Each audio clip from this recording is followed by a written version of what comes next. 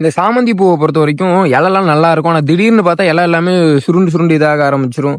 ஒழுங்கா வந்து செடி வளராது. இது என்ன அப்படின்னு வந்து நீங்க வந்து கவனிச்சு பார்த்தீங்க அப்படின்னா, தலைவர் தான் உட்கார்ந்திருப்பாரு. என்ன அப்படின்னா, இதுதான் வந்து பிளாக் ஏஃபிட்ஸ். இந்த ஏஃபிட்ஸ்னு சொல்ல செடி பேன் வந்து என்ன பண்ணும் அப்படின்னு, இதுல இருக்கிற சத்தை எல்லாத்தையும் உறிஞ்சிட்டு இது பண்ணிட்டு இருக்கும். அது மட்டும் இல்லாம நிறைய நோய்க்கு வரக்கூடிய இந்த வைரஸ் கிருமிகள் எல்லாம் கூட வந்து உங்களோட செடியில வந்து இது பண்ண ஆரம்பிச்சிடும். சரி, இது எப்படிதான்ப்பா கட்டுப்படுத்துறது அப்படின்னு கேட்டா, கெமிக்கல்ல பொறுத்த வரைக்கும் என்னன்னா, எல்லாருக்கும் தெரிஞ்சது என்னன்னா, அந்த கராத்தே இருக்குல்ல, அதை அடிக்கலாம். அப்புறம் வந்து அசிஃபேட் அடிக்கலாம். அப்புறம் வந்து கார்போசல்ஃபான் அப்படின்னு மார்சல்னு சொல்லக்கூடிய கார்போசல்ஃபான் அடிக்கலாம்.